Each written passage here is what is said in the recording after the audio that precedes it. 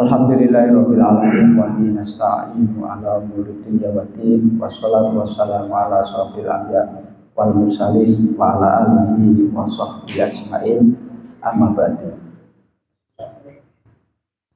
Yang saya hormati koordinator bidang, koordinator kelas dan Bapak Ibu guru. Syukur alhamdulillah dalam kesempatan siang hari ini kita bisa mengawali kegiatan di bulan suci Ramadan. Semoga Allah Subhanahu wa taala senantiasa melimpahkan rahmat, taufik dan hidayahnya kepada kita semua. Salawat dan salam semoga tetap tercurahkan kepada Nabi Agung Muhammad sallallahu alaihi wasallam. Qali Allahumma sholli ala sayyidina Muhammad wa ala ali sayyidina Muhammad. Semoga kelak kita mendapatkan syafaat beliau. Amin. Allahumma amin. Bapak Ibu yang saya hormati, bagaimana kabarnya hari ini? Alhamdulillah luar biasa, tetap semangat. Min satu Kendal, madrasah berkeunggulan tahfidz. Yang pertama tentu saya mengucapkan terima kasih kepada Bapak Ibu guru semua yang telah mensukseskan kegiatan kita di bulan suci Ramadan ini. Yang pertama, kita diminta laporan kegiatan di tanggal 18 sampai dengan 21. Batasnya adalah hari ini. Dan saya lihat pantau di grup tadi sudah hampir semuanya mengirimkan. Semoga nanti bisa diterima di ACC oleh guru pengawas kita. Karena itu saya ucapkan terima kasih Bapak Ibu semua. Yang kedua Bapak Ibu, bahwa menu kita itu yang di luar apa bisa masuk semua aja ya, satu majelis biar rahmahnya itu turun satu gelondong. Tidak ada yang tersekat di luar. Nanti bapak-bapak bisa agak maju depan biar anget, karena cuacanya ini dingin. Nah, menu kita Bapak Ibu yang pertama itu PMM Ramadan. PMM itu menggunakan istilah Mendikdasmen yang terbaru, bahwa proses pembelajaran itu istilahnya diganti dengan proses memuliakan murid. Dulu Bu Ratna sudah kayaknya di slide-nya Bu Ratna sudah ada itu. Kemudian yang kedua itu aslinya podo, cuman kita coba cari kata-kata yang mudah diingat dan sesuai dengan program kita itu dengan kata cinta. Kamis tadarus cinta. Cintanya yang dimaksud adalah ayat-ayat suci Al-Quran ya. Jadi kita punya program yang kedua, kata cinta. Sefrekuensi dengan itu, kita punya kegiatan yang ketiga yaitu jalur cinta, jamaah luhur dan rangkaian cinta. Yang dimaksud rangkaian cinta itu adalah kultum. Tahun kemarin kan kurma, kuliah Ramadan. Nah, kita tiap tahun diusahakan punya inovasi yang baru.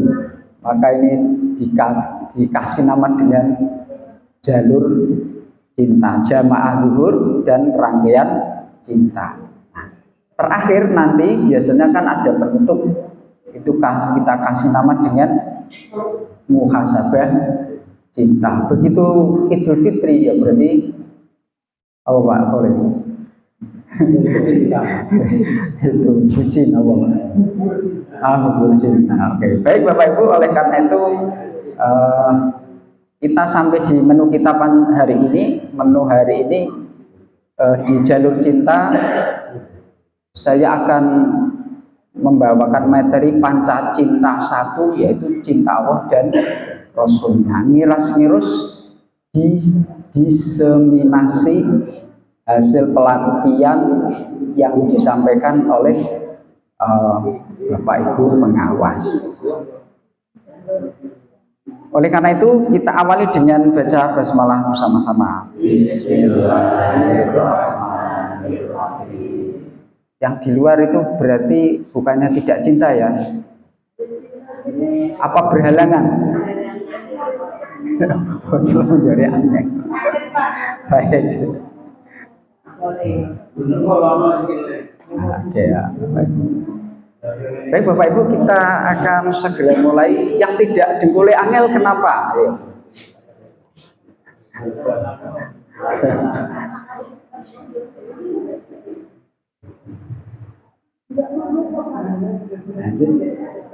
Oh Bapak Ibu yang saya hormati, mari kita merasakan kehadiran Allah di secangkir teh.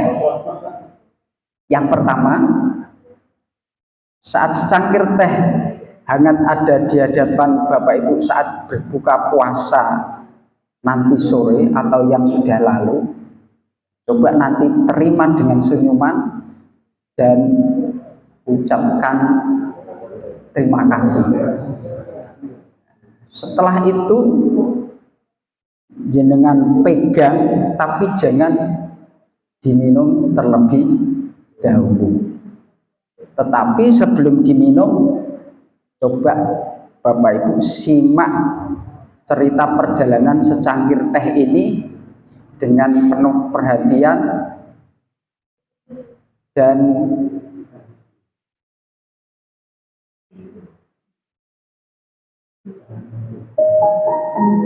gitu ya. Bapak Ibu simak perjalanan secangkir teh ini. Kita mulai dari sini Bapak Ibu. Bayangkan sore ini saat berbuka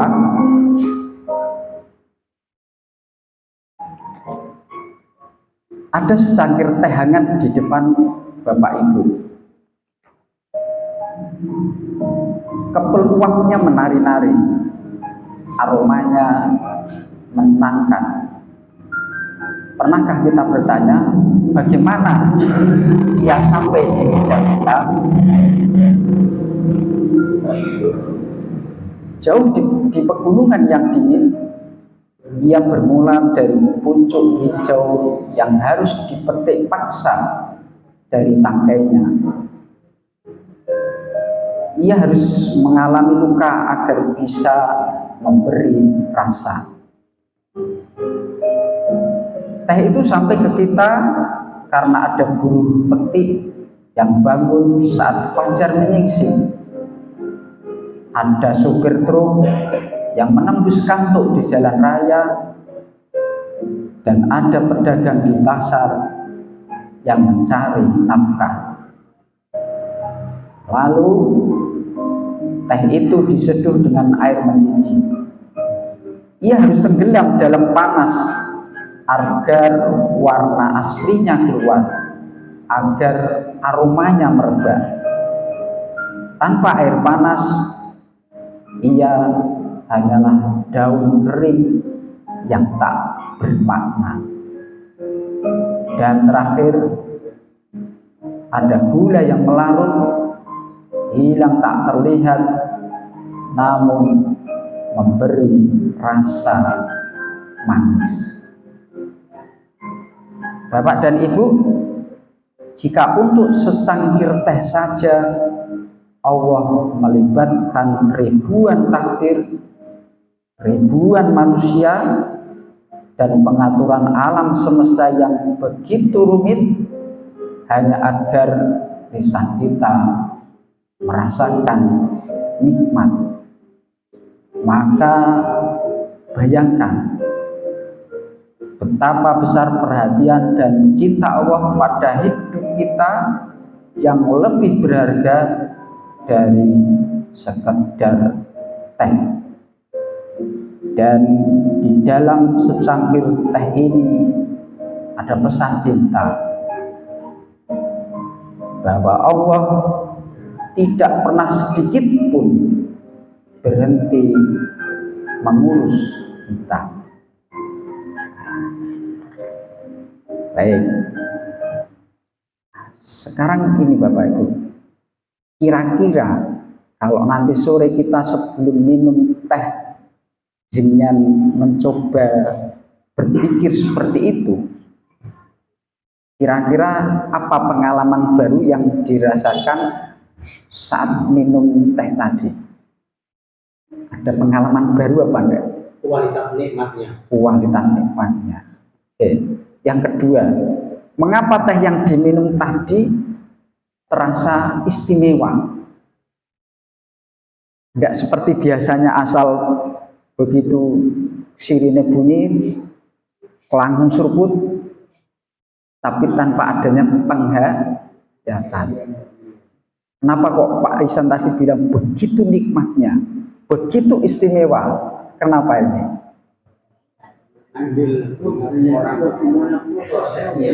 Ya, karena tadi Pak Mustafa bilangnya karena melihat, membayangkan dari proses membuatnya. Kita kan tidak sadar. Pokoknya di sini ada teh, tinggal kita minum. Ternyata secangkir teh di sini yang biasa kita minum itu posisinya dari pegunungan sana di Wonosobo turun, diproses sampai ditumpahin air panas, baru dia menunjukkan aromanya. Maka nikmat sekali. Nah, apa yang membuatnya jadi istimewa dan bermakna kira-kira? Kenapa kok bisa bermakna seperti itu? Menghargai ya, menghargai prosesnya. Terus pertanyaan ketiga, mengapa aktivitas kita sehari-hari terasa biasa-biasa saja dan kurang bermakna? Jadi ya kita minum teh yang biasa, minum air putih biasa. Kita akan menyatakan luar biasa ketika lidah kita ini sudah tidak bisa merasakan. Ketika kita flu saja, tidak usah penyakit yang berat-berat, merasakan minum sudah tidak terasa. Nah itu kita baru merasakan. Nah bagaimana agar dalam setiap aktivitas kita itu bisa menghadirkan Allah? Gimana caranya? Perbanyak rasa syukur. Begitu kita manggil ini, pegang segelas teh hangat, rasa syukurnya misalnya ya alhamdulillah, perbanyak rasa syukur. Nah, oleh karena itulah Bapak Ibu, maka di dalam ayat Quran Al-Waqiah 63 sampai 73 ini semuanya memberikan pelajaran bagi kita semua. Tidak usah dibaca semuanya karena jam 1 itu nanti ada penandatanganan perjanjian kerja. Bismillahirrahmanirrahim. Afara'aitumul ma'alladzi tashrabu. Apakah kamu memperhatikan air yang kamu minum? A'antum anzaltumuhu minal muzni am nahnul munzilu. Apakah kamu yang menurunkannya dari awan atau kami yang menurunkannya? Lau nasya'u ja'alnahu ujajan falaula tashkurun. Seandainya kami berkehendak, kami menjadikannya asin. Mengapa kamu tidak bersyukur? Nah, jadi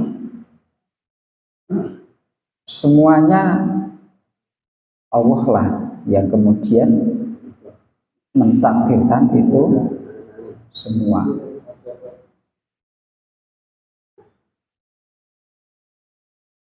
Kita langsung ke afara'aitum ma tahrusun. Apakah kamu memperhatikan benih yang kamu tanam? Kita kemarin sepakat bahwa murid-murid kita itu seperti benih.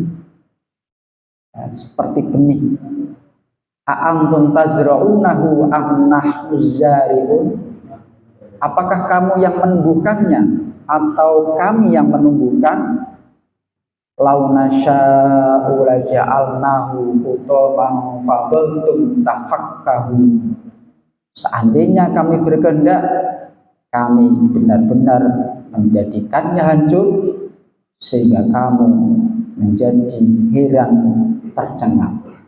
Inna lamughramun, sambil berkata, sesungguhnya kami benar-benar menderita kerugian. Bal nahnu mahrum, bahkan kami tidak mendapat hasil apapun. Jadi bapak tani itu yang sudah menanam sedemikian rupa, dipupuk, dirawat, disiangi, sudah menguning, begitu menguning, banjir, panen enggak? Tidak panen. Maka itulah, siapa yang menjadikan hal semacam ini? Apakah kita punya kuasa untuk ini, untuk memastikan bahwa begitu kita menanam benih, kemudian di akhir pasti kita menuai? Tidak, belum. Maka sama itu Bapak Ibu. Waktu itu Bu Pengawas, para narasumber menyampaikan, ketika kita mengajar murid itu kita tidak punya kuasa apa-apa. Ya, benih yang kita sudah siapkan begitu dikehendaki oleh Allah itu tidak jadi, kena bencana, akhirnya selesai, musnah semuanya. Oleh karena itulah maka bagaimana kita di dalam setiap melaksanakan kegiatan bisa menghadirkan Allah Subhanahu wa Ta'ala. Nah, maka di konsep yang pertama ini Bapak Ibu, kita akan mulai dari mindset ini Bapak Ibu. Yang pertama, di mindset umum itu kita sering memperkenalkan Allah itu lebih kepada sifat jalaliyahnya daripada sifat jamaliyah. Sifat jalaliyah itu sifat apa? Ya, menakutkan, memaksa. Ya, betul Pak. Jadi sering dikenalkan dengan sifat-sifat sosok Allah sebagai penghukum, ancaman neraka, kemudian murka, kemudian hukuman.